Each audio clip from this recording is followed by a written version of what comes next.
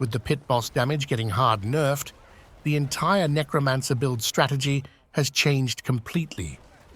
From previously dying from a fart, we are now able to just face tank everything in the game. This does, however, force us to throw everything we previously did in the fucking trash and rethink everything. Because to do this, we had to change a bunch of gear, aspects, and the Paragon Board to become a literal tank god. Fortunately for us, though, this is the absolute ultimate version of the big Golem Stonker build. And in the end of this video, we're saying goodbye to our loyal servant. Okay, and why would you even want to build defensives? Isn't that kind of a cuck move? Well, shit, my man. It's for two reasons. The first one being to deal more damage. Does tankiness scale damage? I don't understand. Hell no, but by becoming a tank god, we can ditch Blood Mist as well as change our aspects around. And these changes may sound minor, but they can effectively double your damage output. From previously being able to clear up to tier 127 without the holy cringe elixir to now double the damage output? Hell yeah. And the second reason being, it's easier to play. And easier to play means more time to watch paragaming videos as you're gaming, obviously. The build is in fact so easy to play that you can stand AFK in hell tides and farm gear and materials. There's also a warning here, though. Due to me missing one key thing, as I was putting my gear together, I fucked it all up, wasting insane amounts of gold. Don't worry, though. You won't make the same mistake, because I'll show it in the gear and aspects later. Let's talk about some of the changes that I've made in this build to perfect it.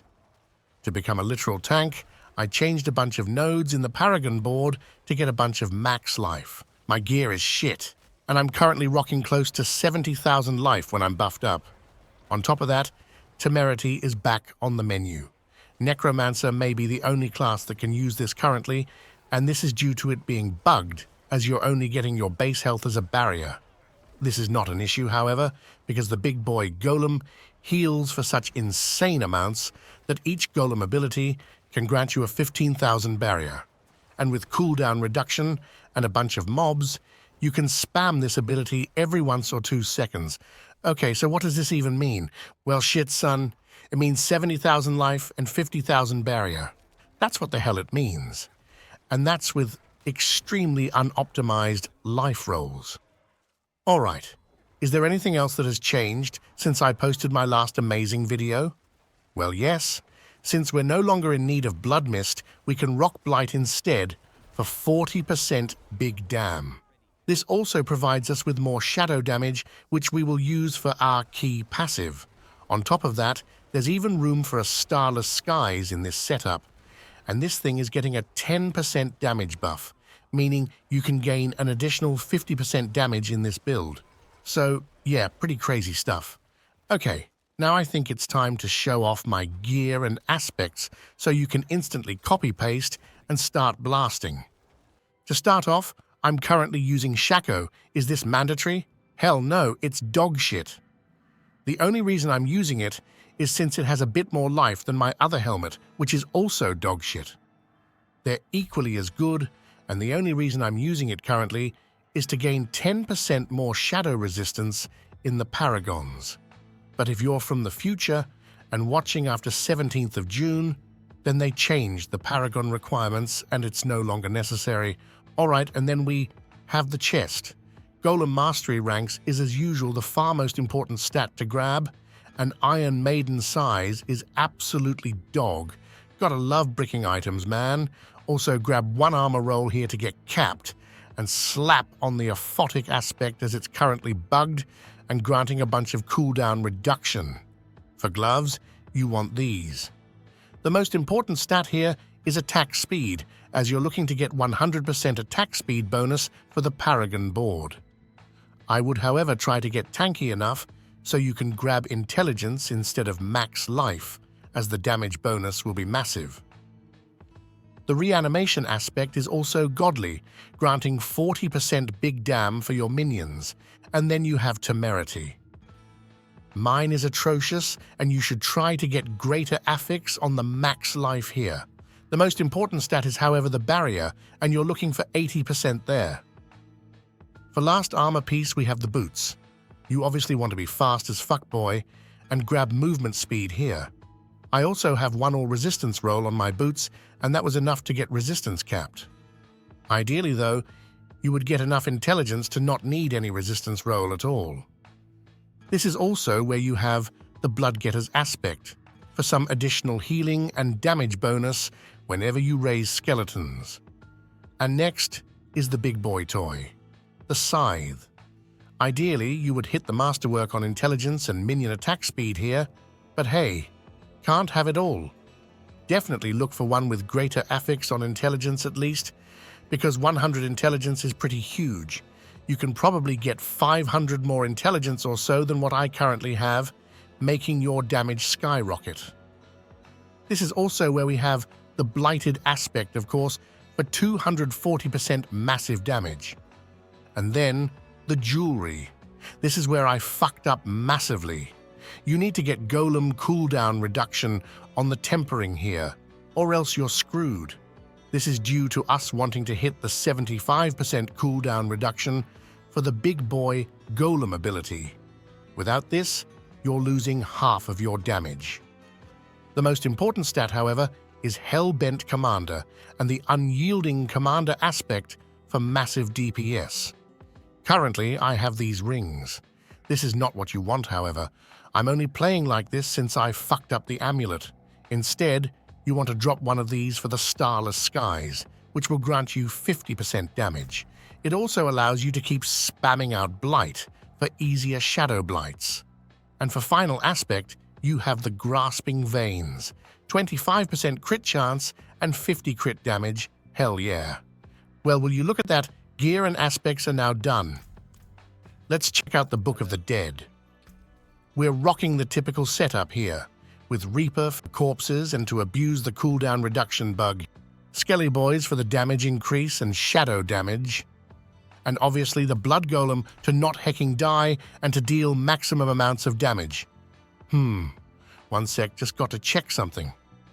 Yep, it's what I thought. It's fucking skill tree o'clock, and you know it, baby. The basic skills can suck a fat ballsack. Instead, we look to pick up Supernatural Blight for the 40% damage, along with Hewed Flesh for some more corpses. We then pick up a bunch of boring passives and go to the lovely Decrepify. Abhorrent Decrepify is massive, allowing us to spam out golem abilities once per second. We obviously want Corpse Tendril for the state, wide, pulls and vulnerable, along with Necrotic Carapace to get ourselves fortified. And in the ultimate skills, we have all of these lovely passives for massive damage. Obviously grab Army of the Dead as well to get that 150% damage bonus from the aspects along with raising your dead friends. Finally, we have the key passive. This is only used for the blighted aspect, and now in this new build, we are also rocking Blight, meaning we can spam out massive amounts of different shadow damage, allowing this thing to be used like crazy. Alright then, are you still here? No? Okay, let me wake you up then, because now it's time to get hecking smart and do some Paragon studies. We start off with a bunch of health nodes along with Corporeal to get fast as fuck and gain some damage. In the Hulking Monstrosity board, we have Dead Razor for Big Damn, and it's also important to grab the attack speed nodes here to get the Cult Leader Legendary node capped out, which you can find here. Pick this last and make sure it's capped out for fuck's sake. If you don't cap it out, then use an attack speed elixir. We then go to pick up Amplify for some more damage. We don't really give a shit about the passive bonus, we just want the big damn. After that, go to the Bone Graft board and grab Golem because 25% damage is hecking nice. Again, the passive damage bonus is not what we're after, as we already have thousands upon thousands of additive damage. Instead, go to pick up the Flesh Eater along with Essence for the 22% damage bonus. And lastly, Scent of Death. Here I'm using Scourge currently. I may make a few changes and swap in Gravekeeper, however, as it's going to get massively buffed. For any changes, Just follow along in the planner found in the description. Shit, son, we even managed to clear the Paragon Board, huh? You're goddamn right we did. And now it's time to get heckin' good and learn how to game. Fortunately for you, this build is completely brain-dead, which will allow you to play it until you're a senile old man, or until it gets nerfed in the next patch, obviously. You are now a literal god, unkillable unless you severely fuck up. But you'll obviously want to stay out of explosions, etc., because you're a gamer and that shit hurts. In any way, the most important thing is to keep your friends up. Since Blizz fucked up, you'll need to use Army of the Dead to summon your friends whenever you enter the pit, for example. After that, it's all about gathering up enemies via Corpse Tendril. When you've done that, you just blast them with as many blight as possible, and make sure to raise a bunch of skeletons to keep your damage bonuses up. It's also crucial that Decrepify is always up on your enemies to get 25% damage reduction and a bunch of cooldown reduction. This is also how we reset Army of the Dead so insanely quick, allowing us to just use it on cooldown. Other than that, your main damage ability is pressing the Golem button.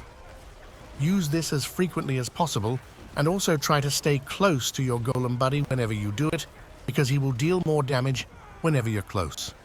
And now, my friends, it's finally time. It's time to say goodbye to this dear old friend. He served us well, but we need to make some other builds now. I love you, dear boy. Goodbye. He also fucked my wife, so screw him.